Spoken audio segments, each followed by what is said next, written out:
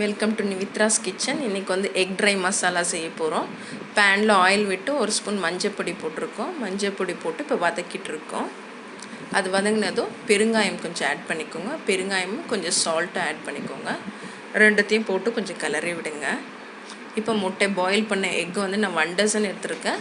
அந்த எக் வந்து கட் பண்ணிவிட்டு நீங்கள் அந்த தவாவில் போட்டு கொஞ்சம் ஃப்ரை பண்ணுங்கள். கோல்டன் ப்ரௌன் ஆகிற வரைக்கும் ஃப்ரை பண்ணுங்கள். நான் நடுவில் கட் பண்ணி போட்டிருக்கேன் பாருங்கள். நல்லா கோல்டன் ஃப்ரை பண்ணணும். கோல்டன் கலர் வர வரைக்கும் ஃப்ரை பண்ணுங்கள். அப்படியே லேசாக திருப்பி விடுங்க.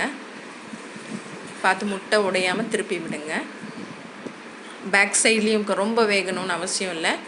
அப்புறம் ரொம்ப வெந்துடுச்சுன்னா ஒரு மாதிரி ரப்பர் மாதிரி ஆகிடும். இப்போ அது ஆனதும் நான் ஒரு பிளேட்டில் எடுத்துக்கிறேன். பிளேட்டில் எடுத்துகிட்டு நெக்ஸ்ட்டு கடாய் வச்சு மசாலா செய்யலாம். கடாய் ஹீட் ஆகிடுச்சு. அதில் ஆயில் விட்டுருக்கோம். அது ஆயில் காயணும். ஆயில் காஞ்சதுக்கப்புறம் கொஞ்சமாக ஒரு 1/4 ஸ்பூன் கடுகு போட்டுக்கோங்க. கடுகு பொரிஞ்சதும் நான் 200 கிராம்ஸ் வந்துட்டு ஆனியன் எடுத்திருக்கேன். நீல வாக்கில் கட் பண்ணி எடுத்திருக்கேன். அதோட போட்டு வதக்கிக்கோங்க. மீடியம் ஃப்ளேமில் வச்சு வதக்கி விடுங்க. இப்போ ஒரு பச்சை மிளகா தான் நான் போட்டிருக்கேன். பச்சை மிளகாவும் அதோட வதங்கணும். வெங்காயம் கொஞ்சம் இப்போ வதங்கியிருக்கு. 2 மினிட்ஸ் விடுங்க. இப்போ ginger garlic paste 1 tablespoon போட்டு ஆட் பண்ணுறேன். அதுவும் கொஞ்சம் பச்சை வாசனை போகிற அளவுக்கு வதக்கி விட்டுருங்க.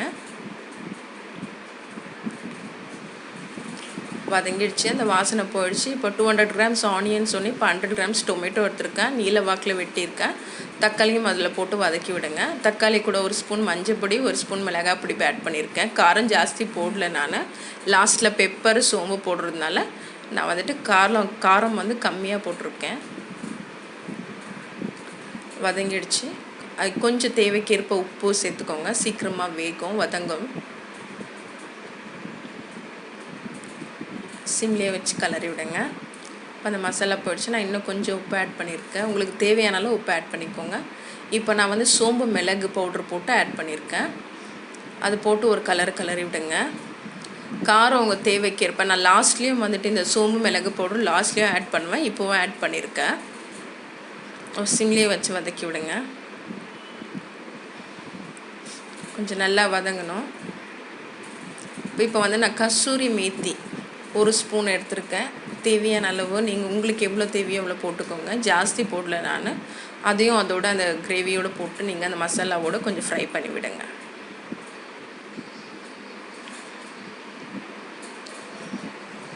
நல்லா கிளறி விடுங்க. அது நல்லா அந்த மசாலாலாம் வதங்கி அது திக்காக இருக்கு இல்லைங்களா?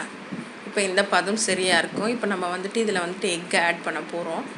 அவ்வளோதான், ஆயிடுச்சு. அது இப்போ எக் ஆட் பண்ணி சிம்லேயே வச்சு வைக்க எடுப்பு. கொஞ்சம் தண்ணி ஆட் பண்ணிக்கலாம்.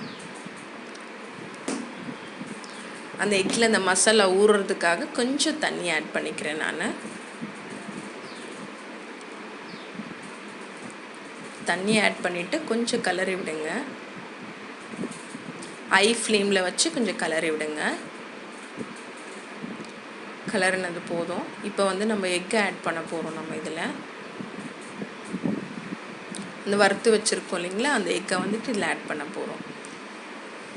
ஆல்ரெடி எக்லேயும் நான் சால்ட் ஆட் பண்ணியிருக்கேன். மசாலாலேயும் சால்ட் ஆட் பண்ணியிருக்கேன். நீங்கள் பார்த்து போடுங்க, ஜாஸ்தி போட்டுறாதீங்க. இப்போ எல்லாத்தையும் ஆட் பண்ணிவிட்டேன். நான் 1 டசன் எக் எடுத்திருக்கேன். நீங்களும் அதே மாதிரி எடுத்துக்கோங்க. உங்களுக்கு எவ்வளோ தேவையோ அவ்வளோ எடுத்துக்கோங்க. இப்போ ஸ்லோவாக அந்த முட்டை உடைஞ்சிடும். அதனால் ஸ்லோவாக கிளறி விடுங்க. அந்த மசாலா வந்து எக்கில் வந்துட்டு நல்லா ஊறி நல்லா வாசனை கிடைக்கும். ஸ்லோவாக கிளறி விடுங்க. உடையாமல் அடியிலேருந்து விட்டு கிளறி விடுங்க. மெதுவாக திருப்பி போடுங்க. வேகமாக திருப்பக்கூடாது, மெதுவாக திருப்பணும்.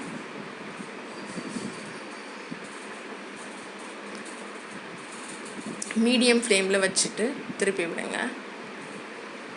ஸ்லோவாக உள்ளே விடாமல் மேலாக்க கிளறி விடுங்க.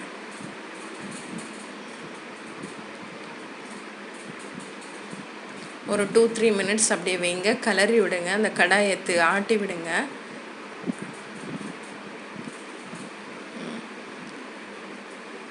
ஸ்லோவாக திருப்பி விடுங்க. இப்போ கடாயை நான் இது பண்ணிகிட்ருக்கேன். அந்த மசாலாலாம் எல்லாத்துலேயும் ஈவனாக ஸ்ப்ரெட் ஆகணுன்னுட்டு நான் கிளறி விடுறேன். இப்போ நான் சொன்னேன் இல்லைங்களா, பெப்பர் சோம்பு திரும்ப லாஸ்ட்லேயும் கொஞ்சம் ஆட் பண்ணிக்கோங்க. பெப்பரும் சோம்பும் உங்களுக்கு காரத்துக்கு உங்களுக்கு எவ்வளோ காரம் வேணுமோ அவ்வளோ ஆட் பண்ணிக்கோங்க. எனக்கு இன்னும் தேவைப்பட்டதுனால நான் இன்னும் ஆட் பண்ணியிருக்கேன். இப்போ ஆயிடுச்சு. நான் பெப்பர் தூவிட்டேன், பெப்பரும் சோம்பு. இப்போ லைட்டாக ஒரு கலரி விட்டுட்டு நான் ஸ்டவ் ஆஃப் பண்ணிட போகிறேன். இப்போ என்னோடய எக் ட்ரை மசாலா ரெடி ஆகிடுச்சு. நீங்களும் வீட்டில் ட்ரை பண்ணி பாருங்கள். உங்களுக்கும் எல்லாருக்கும் பிடிக்கும்.